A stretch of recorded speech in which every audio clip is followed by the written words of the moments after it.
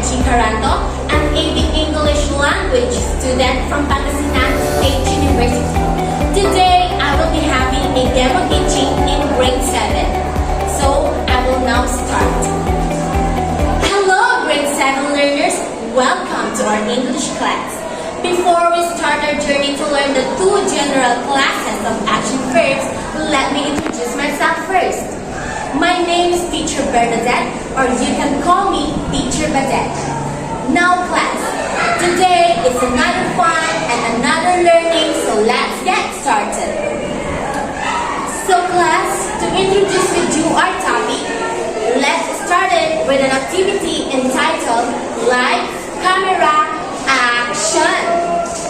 Okay, so class, are you ready? Alright, very good. Okay, here is the instruction. I will pick a name of a student from this box, and he or she will go in here in front to act out the word he will going to choose from this other box. Okay? And the remaining students on their seats will guess out the word, and if they successfully guess the word acted by their classmate, okay, the other students' turn, and so on and so forth to act out the word from the bag they are going to choose. Okay class, did you get it? Alright, very good. So now let's start the activity. So the first actor is Mecca. Please come sit in front. Alright, lights, camera, action. Okay, very good class. You guessed the word. Okay, and the word is sing. Second, please Gio, proceed in front. You're the second actor. Alright, lights, camera, action. Okay, good job class. You guessed all the words acted by your classmates. Okay, again, what does Gio acted here in front? Alright, jumped. Okay, class, how was the activity? Was it enjoyable? Very good, exciting and fun. So class, any idea about these words? Very good, Mecca. Those words you acted here in front are kinds of verbs. Okay? Jump and sing is an example of verb. So guys, do you think these words are relevant to our topic today? Okay, good. Now, do you have an idea about action verbs? Yes, Ina? Very good. Action verb is the one type of verb. So when we say verb, okay? So when we say verb, it is a word that conveys an action, an occurrence, or a state of being. Okay? And one type of verb is an action verb, and it can be divided in two general classes. The first one is the transitive and intransitive verb. So let's proceed to the first class of action verb. Okay, the transitive verb. So class, when we say transitive verb, always remember that it demands objects. Okay? The sentence needs an object to make the sentence complete. So without object to affect, the sentence that a transitive verb inhabits will not seem complete. Okay. Take for instance the example number 1. My brother locked his keys in the car. So the first step that you are going to do is to find out the verb being used in a sentence. Okay? And as you can see, the word locked is a verb, and what is being locked in the car? Okay, the object word keys. Again, there's a verb that modifies a word key as an object in a sentence. Therefore, this is an example of transitive verb. Okay, how about the second example?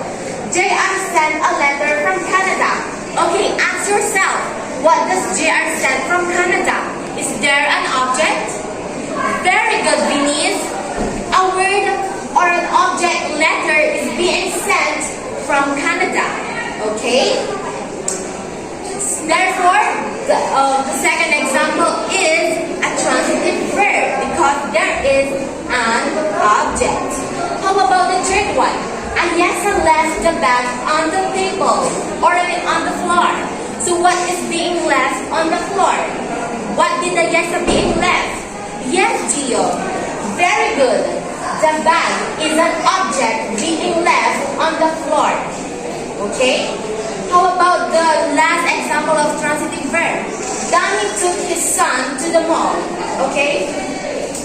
So the word took is a verb and the object is son. So therefore, those examples are under transitive verbs because they have objects. Okay, got it, students? Did you understand it?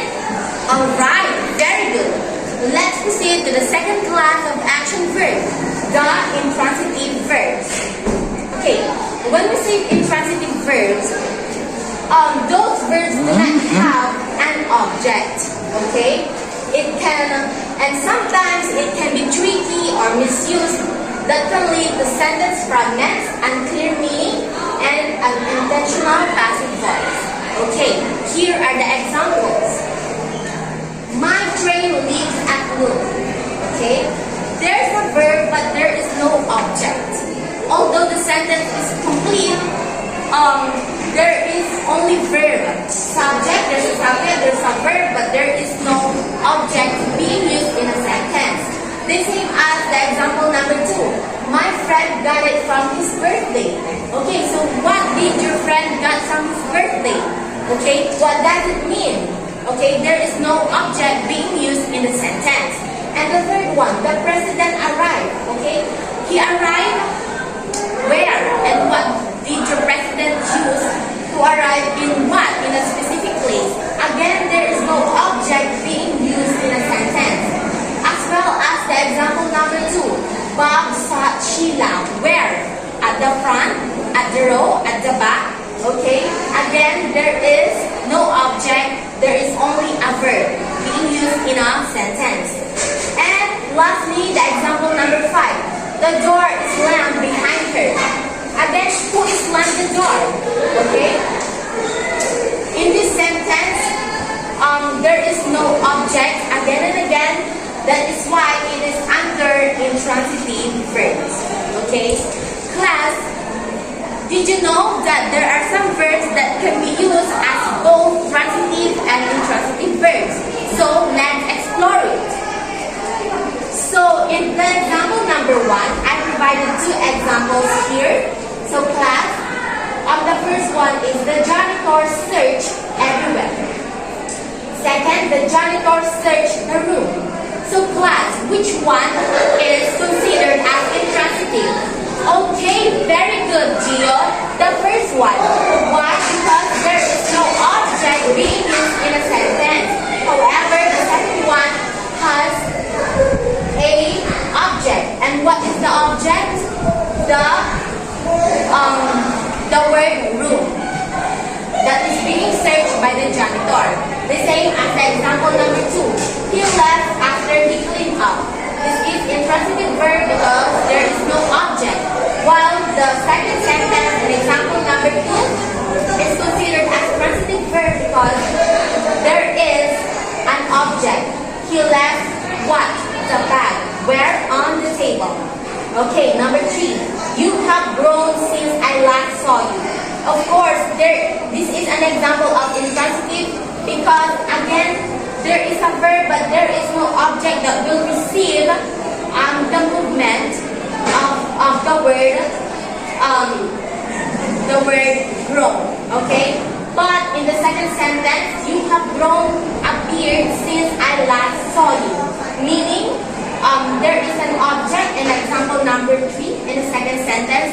That is why it is considered as transitive verb. Now class, it is clear for you? Did you understand our topic? Okay, very good. Nice to hear that.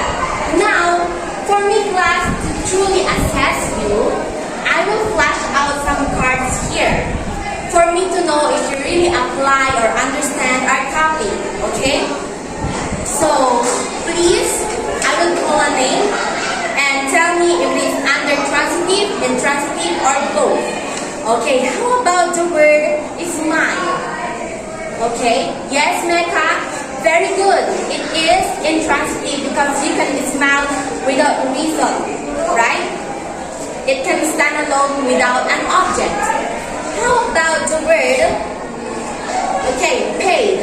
Okay, it can be under transitive. How about this? Yes, Ina. Okay, this word can be transitive as well. And last but not the least, how about this? Bake. Okay, transitive. Why? Because you cannot bake something. Of course, when you say bake, you can bake a cake or whatsoever. That is why you can consider as transitive because you need an object to bake something. Okay, class.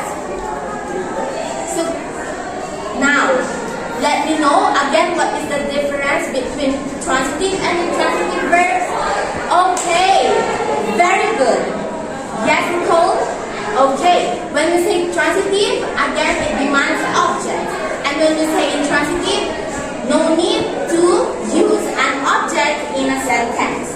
Alright, now class, I will give you a quiz to be answered for 10 minutes and please pass it to your mayor so that he will check it and give it to me by tomorrow.